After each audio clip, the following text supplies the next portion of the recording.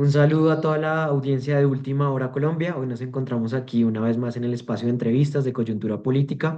Hoy nos acompaña un precandidato presidencial, ex concejal de Bogotá, ex director del DANE, Juan Daniel Oviedo. Un saludo y muchas gracias por atender nuestro llamado. Juan Sebastián, un saludo muy especial para ti y para todo el equipo de Última Hora Call y para las personas que nos están viendo y escuchando en este momento. Bueno, Juan Daniel, su paso por los cargos públicos se podría decir que ha sido un poco corto en relación, digamos, con otros candidatos que han tenido una vida pública más larga, pero sin lugar a dudas se volvió un fenómeno político y lo hablo específicamente en las elecciones para la alcaldía de Bogotá. Quisiera preguntarle de dónde surgió la idea de lanzarse para la presidencia. Bueno, yo no sé si 11 años sea algo corto en el servicio público, pero pues ese es un poco el sentimiento que tienen muchas personas de que, como dicen ahí, hace falta tela para cortar. Nosotros creemos que no, y tenemos precisamente eso es lo que nos motiva a lanzarnos a esta aspiración presidencial y es que más que qué puedo hacer yo o qué creo yo que debamos hacer, es que tenemos que buscar que el liderazgo público de un presidente permita es dejarnos claro cuál es el propósito por el cual vamos a trabajar en el país. Y yo creo que nuestra tarea aquí y las ganas es de plantearle un propósito al país, que nos podamos unir alrededor del desarrollo y que podamos ser capaces a partir del trabajo, la disciplina, las ganas del liderazgo público, que podamos construir soluciones, algunas pequeñas, otras medianas y otras grandes, a los problemas que tenemos en el país y que podamos ejecutar, hacer cosas y sobre todo convertir la responsabilidad política en un juego no de culpas, sino de rendición de cuentas. Es decir, eso es lo que hemos hecho, eso es lo que vamos a hacer, eso es lo que prometimos, y eso es lo que hemos hecho y por consiguiente vienen más desafíos para sacar adelante el país. Y creemos que la experiencia en el DANE y la experiencia en el Consejo de Bogotá nos han dado unos matices y unas perspectivas muy interesantes para poder hacer la política bien, porque también queremos llegar a hacer la política, pero bien. Juan Daniel, usted también ha tenido un poco la valentía de visibilizarse como una persona con discapacidad auditiva y también como parte de la comunidad LGTBI. Quisiera preguntarle en esos temas un poco más personales, ¿cómo ha influido eso en su vida pública? ¿Cuáles son los obstáculos que ha encontrado y también las ventajas que ha encontrado?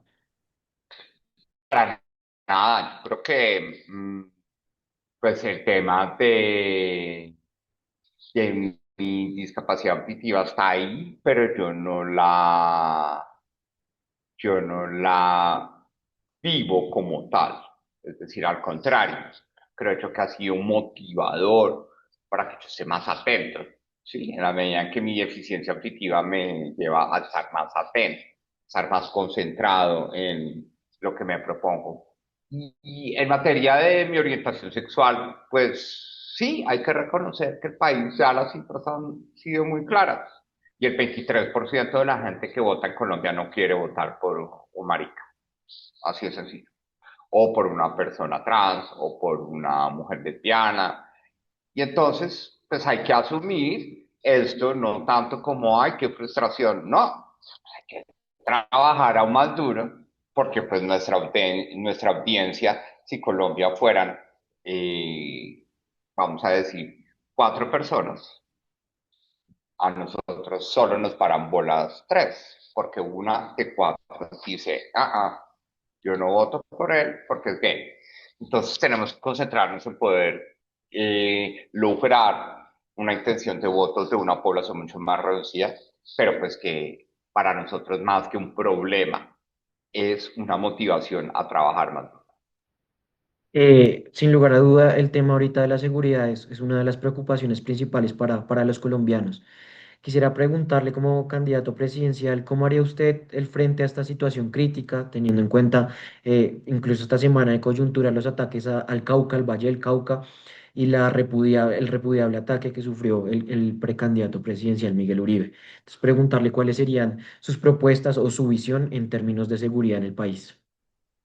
Bueno, pues yo creo que el diagnóstico Creo que puede ser redundante. Ya los dos hechos que tú mencionas son la prueba de que paz sin mecanismos explícitos de verificación nunca va a haber en Colombia. Paz de palabras y de verbos, no va a haber si no tenemos unos mecanismos de verificación claros. La consecuencia de ese supuesto propósito de paz total del presidente Gustavo Petro es una reconfiguración del poder territorial de los grupos al margen de la ley, que tienen sitiada a Cali, que ya han tenido a Buenaventura por mucho tiempo atrás, pero hoy tienen sitiada a Cali, tienen completamente rodeada a Cali. Y creo yo que eso es la consecuencia de que solamente podemos hablar de paz en Colombia, y es nuestra posición, si hay una voluntad explícita de hacer propuestas concretas alrededor de un desescalamiento del conflicto y una suspensión de las actividades ilícitas de los grupos al margen de la ley. Y en ese sentido, si usted llegara a la presidencia y no ve una voluntad de paz ni intenciones de paz con los grupos armados, en ese caso, ¿qué? Bueno, pues entonces lo que le queremos decir a la gente es que le vamos a proponer a Colombia que la seguridad esté en la mesa.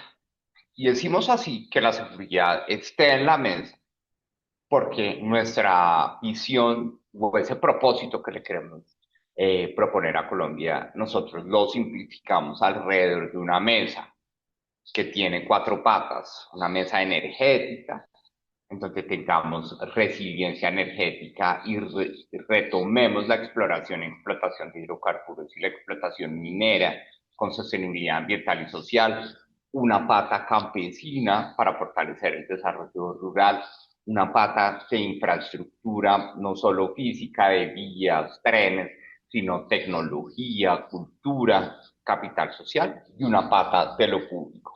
Y en donde servimos las soluciones al país. Es en una mesa que brilla por ser una mesa o un planchón seguro. Necesitamos entender que la estrategia de seguridad hoy en Colombia no es simplemente ir a neutralizar unos bandidos. No, es generar la tranquilidad de que la gente pueda trabajar. ¿Sí? Eso significa tener un elemento supremamente audaz de articulación con todas las ciudades del país que hoy están sufriendo la inseguridad, en este caso nuestra ciudad, la que nos vio nacer políticamente, Bogotá, nada que resuelve sus temas de seguridad, simplemente por las peleitas entre Petro y Galán. ¿Mm?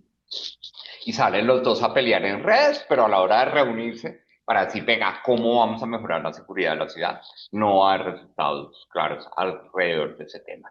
Y algo muy importante, que esa seguridad que brinda la tranquilidad para trabajar nos lleva a que a la pata energética, pues vamos a tener que ir y usar todas las herramientas institucionales que nos da la Constitución y la ley para retomar la soberanía en algunos departamentos del país, como el Putumayo y el Caquetá, en donde debe haber exploración, y retomar el control territorial, que hoy está en grupos al margen de la ley.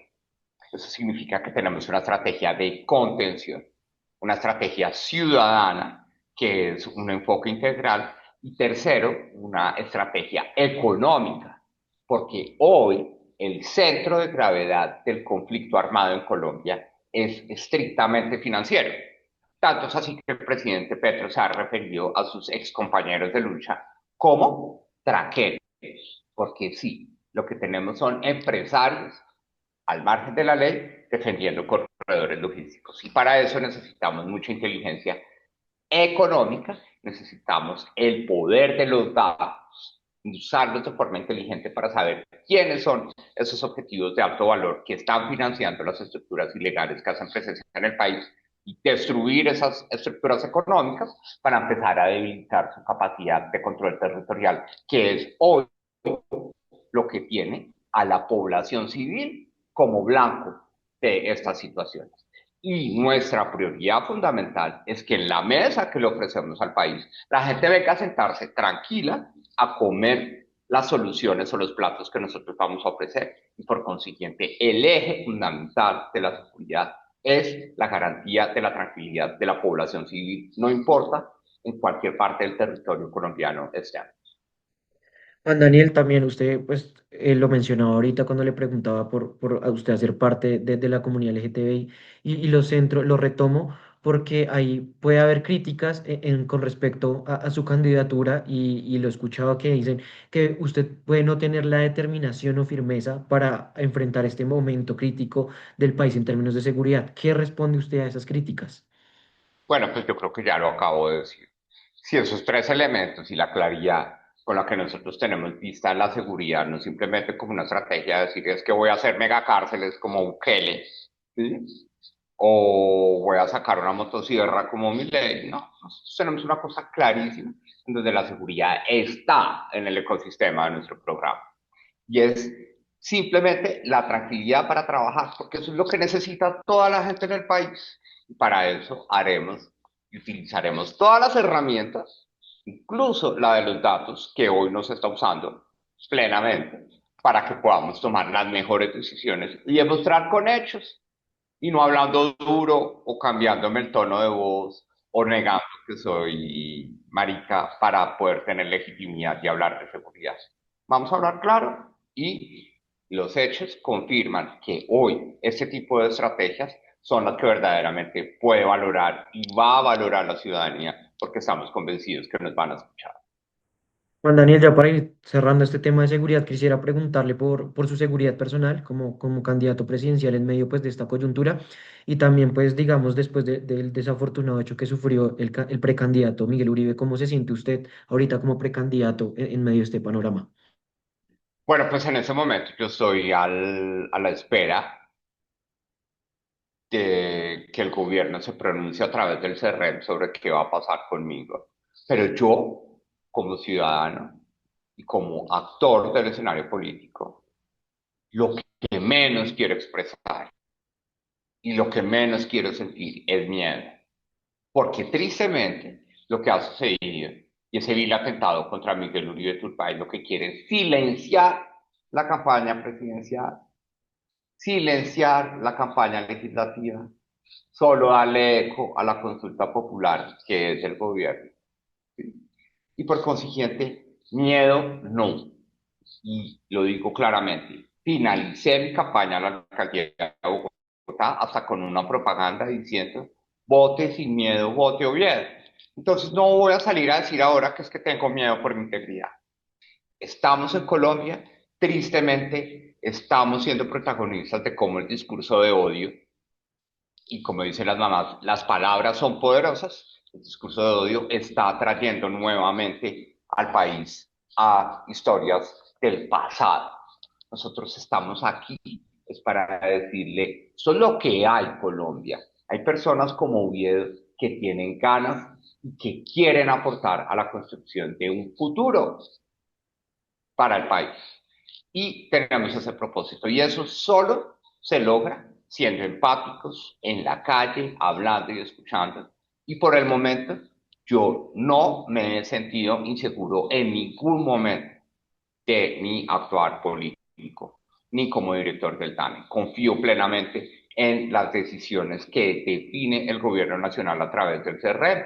Obviamente son decisiones que toman tiempo, que nos exponen en riesgo, porque yo estoy finalizando mi esquema de concejal, no sé cuál va a ser mi esquema de seguridad como candidato a la presidencia de la República, pero cierro, sin miedo, con la tranquilidad que estamos haciendo una buena tarea, nos sentimos seguros y no vamos a salir a pedir que refuercen o me pongan helicópteros o me pongan cosas, no. Lo que diga el gobierno que debe ser la seguridad de los candidatos a la presidencia, yo lo acojo porque es mi deber ciudadano. ¿Sí? No puedo dármelas del revés de decir, me aíslo de cualquier esquema de protección y responsabilizo al gobierno de mi vida, como le gusta a algunas personas poéticamente decirlo. No, si el gobierno dice que a mí me tiene que cuidar, pues yo qué tengo que hacer, dejarme cuidar.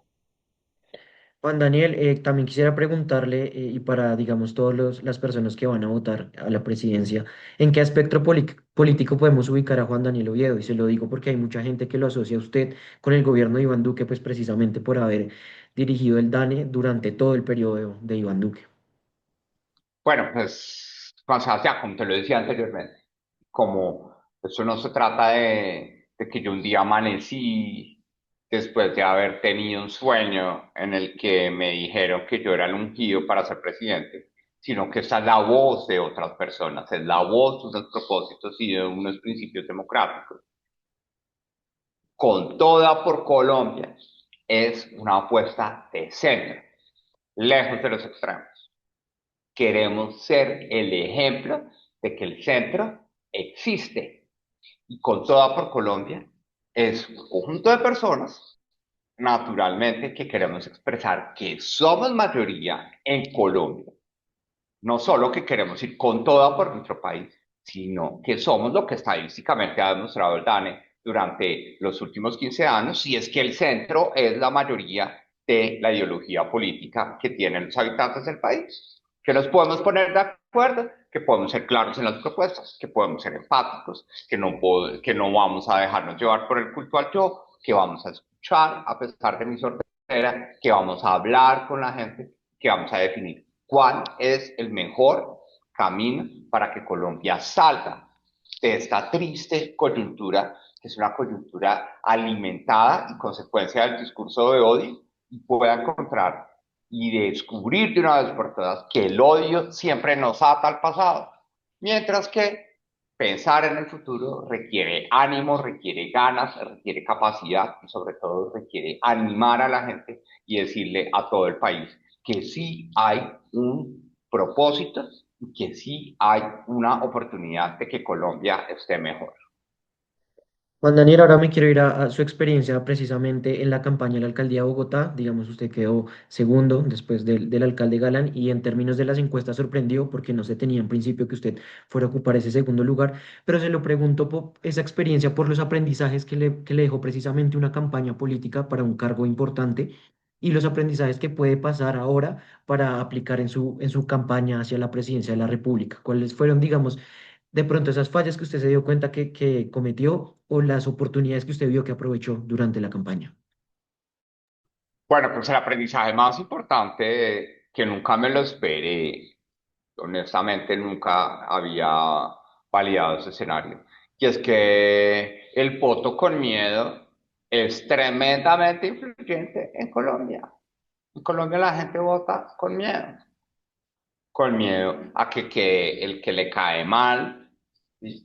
Con miedo a que Colombia vuelva a ser Venezuela, con miedo a que maten a los líderes sociales, con miedo a que, pero entonces todo el mundo vota por miedo y el miedo o el pánico sí se propaga rápidamente, ¿sí? Porque es así, como fenómeno social, por eso se llama pánico, porque es súper pegajoso, ¿sí? En una emergencia, cuando tuvimos el temblor, todo el mundo salió a la calle en pijama, no le importó lo que dijeran los vecinos de la pijama que tenían, pero todo el mundo salvó su vida, sus pánicos. Entonces el miedo es efectivo para acumular más, pero tristemente nos lleva a que estemos en esa situación, ¿sí? Entonces, aprendí que Colombia vota con miedo y por eso necesitamos poder ser una alternativa, primero, de, de ser generosos con el país y explicarles por qué pasa esto, porque las estadísticas lo han dicho desde hace mucho rato, pero si no hacemos nada y si no buscamos un discurso mucho más propositivo, mucho más alegre, ¿sí? Porque no nos puede dar miedo dar esa palabra, nos duele mucho lo que pasa con Miguel Uribe, pero la política tiene que recuperar su alegría y la alegría se conforma a través de la tranquilidad de que los espacios políticos puedan suceder espontáneamente en cualquier parte de Colombia, ¿sí? Esa esperanza con la certeza de que las cosas pueden suceder ya es lo que verdaderamente nosotros estamos esperando que suceda. Juan Daniel, y también apelando a esa experiencia en la campaña de la alcaldía de Bogotá, quisiera preguntarle, ahorita hay una infinidad de candidatos y precandidatos para la presidencia. ¿Cómo competir ante candidaturas con maquinarias políticas muy grandes detrás? Pues digamos, usted se va a enfrentar a eso indudablemente a lo largo de esta campaña.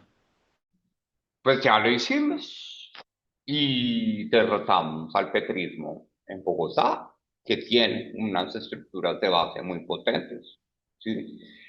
Y Bogotá, la ciudad que nos dio nacer políticamente, demostró que un presidente que logró la segunda vuelta, 2.2 millones de votantes en esta ciudad, solamente logró que menos de 600.000 habitantes expresaran su acuerdo con las ideas progresistas. Y naturalmente tampoco teníamos las estructuras políticas que desplegó Carlos Fernando Galán y el nuevo liberalismo, ¿sí? Que había pancartas en cada tienda de los barrios del suroccidente del país de Galán con un edil o con un concejal de esa localidad. Eso nosotros no lo tuvimos. Entonces sí se puede. El poder de la calle, el poder de hablar, de ser humildes también, de tener la empatía de escuchar, de construir propuestas para la gente que está en la calle. Sí, porque lo triste es que hoy Bogotá está completamente llevada por la basura en el espacio público. ¿Por qué eso no se puede solucionar cuando es tan sencillo? ¿Por qué nos tienen que echar la culpa a nosotros y decir que somos cochinos en Bogotá? Que somos unos tirabasuras y nos importa la ciudad un comino, que por eso hay que querer a Bogotá y que Bogotá es su casa. ¿Sí? No, que recoger la basura. ¿Sí? Y hay que actuar con las herramientas políticas y públicas y los presupuestos que tenemos para encontrarle soluciones a la gente. Entonces, creo yo que verdaderamente necesitamos entender que aquí lo que debemos hacer es demostrar que el poder del cambio en esta gente no está en la cara o en el discurso o en el tono o como se vista quien aspira a la presidencia. El poder de ese momento está en la gente, ¿sí? Y por eso nosotros decimos, la fuerza de los datos es el poder de la gente, porque queremos, a partir de los datos, que es como la gente nos conoce, explicarle al país por qué no es que sea yo, sino que eres tú o las personas que me están viendo en este momento, ¿sí? Son ustedes los responsables de que podamos tener un verdadero cambio. ¿Cómo? Votando bien. ¿Y eso cómo se hace? Pues simplemente votando por el que a ustedes les guste, a ustedes. Nada de miedo, voten por el que les gusta. Punto. Cuando ustedes tengan la conciencia de que están yendo a las urnas, votando por el que les gusta, y ojalá sea Oviedo, pues chévere. Vamos a demostrarle al país que podemos cambiar con la actitud ciudadana a la hora de votar. Y no simplemente pensando cuál es el que promete más, cuál es el que vende más gaseosa, cuál es el más simpático, cuál es el más hábil en los debates. Todo eso nos tiene que ayudar es a entender quién es el que me gusta más a mí como votante. Y cuando eso lo tengamos claro, estoy seguro que Colombia va a ser un mejor país. Candidato, ¿qué le dijo su familia, su pareja y su equipo cuando les anunció que iba a buscar la presidencia? ¿Cuál fue la reacción? No, mi mamá dice que soy un irresponsable, sí, que estoy acabando mi patrimonio personal por eso. Pero yo sé que ella me apoya y ella ha sido una persona fundamental para mí, pero pues ella es muy clara también, muy seca. Dijo, no, usted es un loco. Yo pensé que usted iba a ser más cuerdo con sus finanzas personales, usted está afectando su patrimonio, pero bueno, yo sé que ella me quiere y me apoya. Y Sebastián me apoya, obviamente. En ese momento todos están angustiados, ¿sí?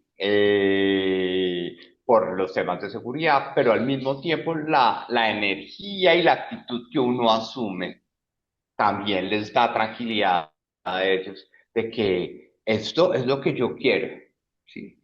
Y lo quiero no por satisfacer algo personal, sino porque quiero hacerlo útil para ustedes y quiero hacerlo útil para el país y que como alternativa y ojalá como presidente nos demos cuenta que sí hay con quien gobernar bien Colombia y que así como me tocó a mí en 2026 a 2030, en 2030 podrá haber alguien ojalá mejor, ojalá mujer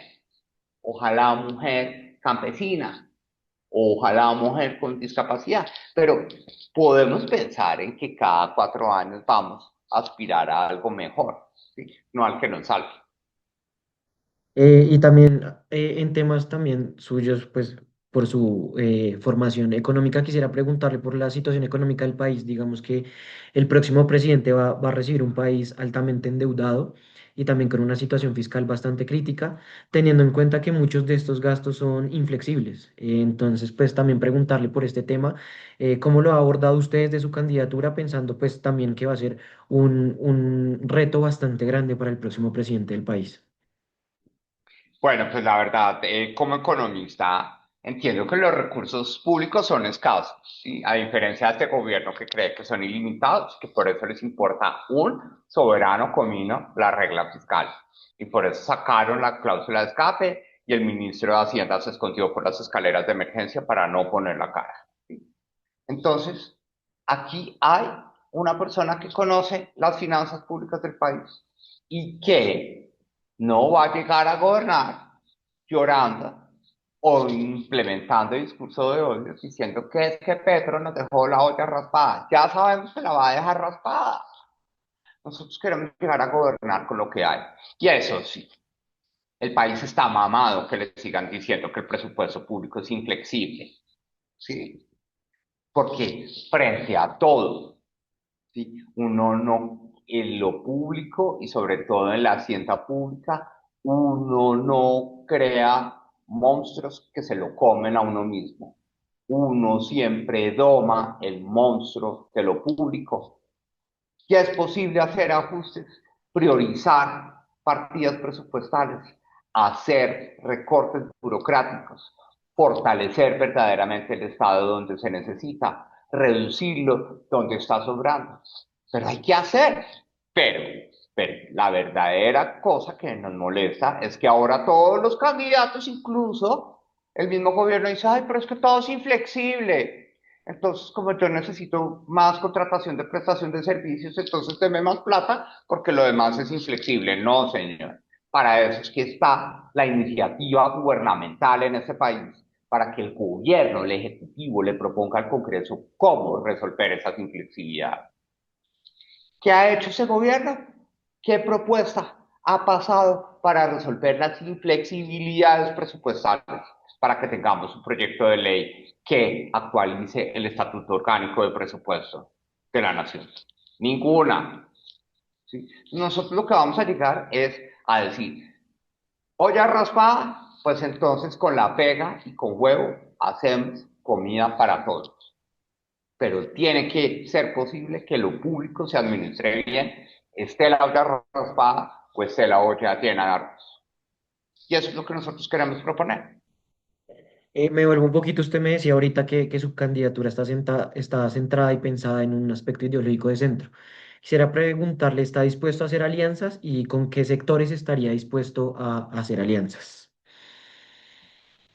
Naturalmente, nosotros ya lo hemos dicho, Juan Sebastián, y las personas que nos están viendo y escuchando, nosotros no estamos aquí por un ego, un propósito personal.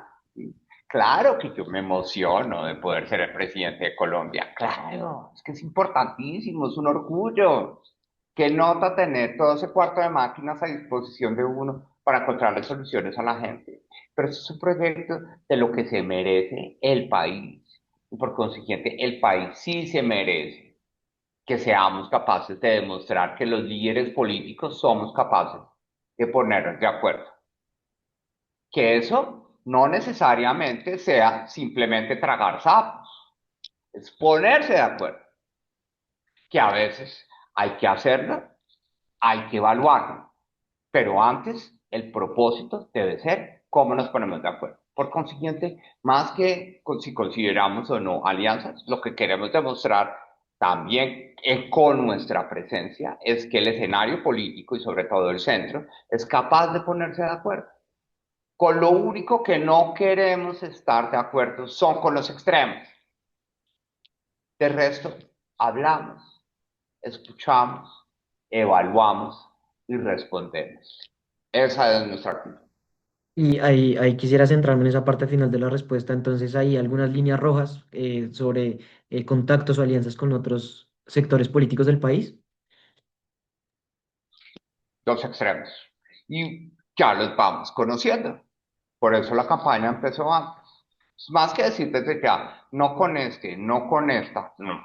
Es, también tenemos que estar atentos de que apenas está comenzando esa carrera política. Y tenemos que demostrar con la coherencia del camino recorrido quiénes son los que quieren levantar las banderas de los extremos en el país. Con esas personas que quieran izar la bandera de los extremos, no queremos estar, porque sabemos que eso ha sido supremamente costoso para el país. Y entonces, a partir de esos criterios, en la medida que pase el tiempo, que los escuchemos, que los conozcamos, ¿sí? ¿Cuáles son sus expresiones frente a las políticas de seguridad, de empleo, de política social, de comercio exterior? Vamos a poder encontrar conversaciones sobre los temas, eso sí, con las líneas éticas fundamentales de que no nos gusta la corrupción, no nos gusta el habladurismo en política, nos gusta es la concreción, nos gusta la transparencia, nos gusta la gestión y nos gusta la capacidad de rendir cuentas. Y con eso vamos a ir afinándonos. Yo estoy seguro que este tipo de actitudes lo que van a permitir es que nos inviten a esas conversaciones. Y nos han invitado a varias conversaciones, hemos ido, hemos escuchado, pero eso apenas está comenzando. Y algo fundamental para ti, Juan Sebastián, y para las personas que nos están viendo. Por favor, ese discurso de que, ay, ustedes son unos tontos porque no se unen, únanse ya de una vez por todas. Todavía queda un año al mando de un presidente que no solo es presidente, sino influencer. Y la agenda política y pública del país, desde hace mucho tiempo, y particularmente desde el Consejo de Ministros televisado, la ha definido el presidente Petro con su sentido de ánimo todos los días. De lo que habla es la agenda.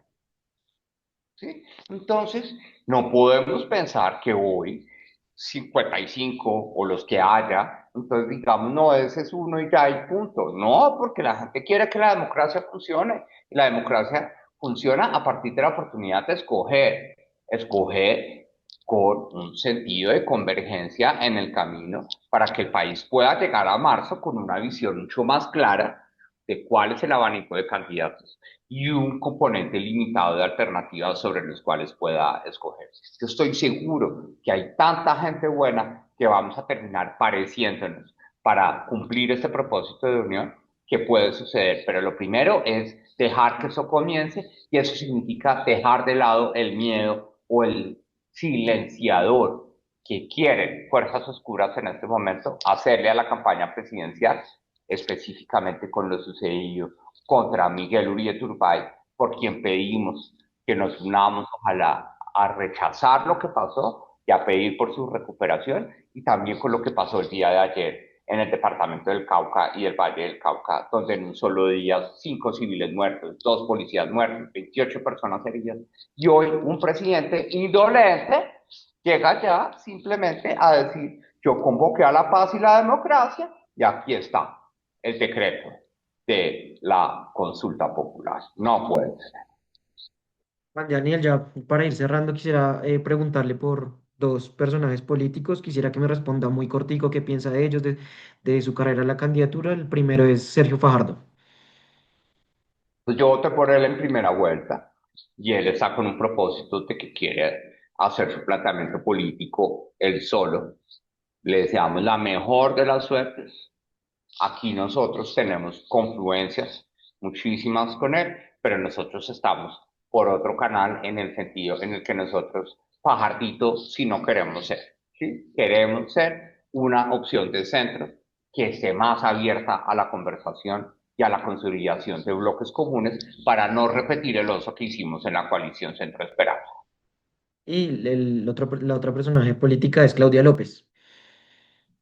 Bueno, yo creo que hoy en día la gente le está cobrando sus cambios de posiciones, pero lo único que uno no le puede quitar a ella es que tiene claro para dónde va y qué quiere hacer. Entonces, una mujer, llamémosla pragmática, que tiene una visión muy clara de qué es lo que quiere hacer. Obviamente el país en este momento está cansado del voltearetismo, ¿sí? Entonces, vamos a ver cómo se mueve su escenario político, ¿sí?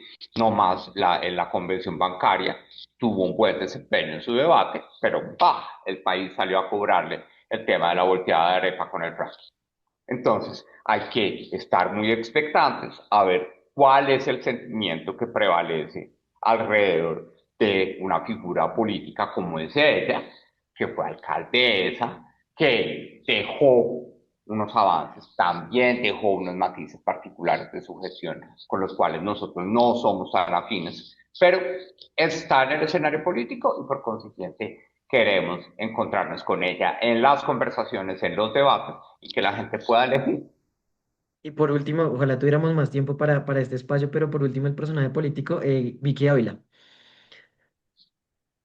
Yo creo que ella tiene un poder y es que ella ha narrado lo que pasa en el país de una forma muy bien. Por eso se ha ganado muchos premios y reconocimientos como periodista.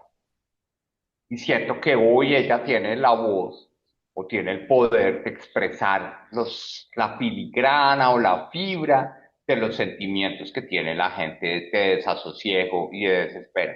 Pero creo yo que hay que esperar a cuando podamos estar a conversar frente a lo que viene hacia adelante.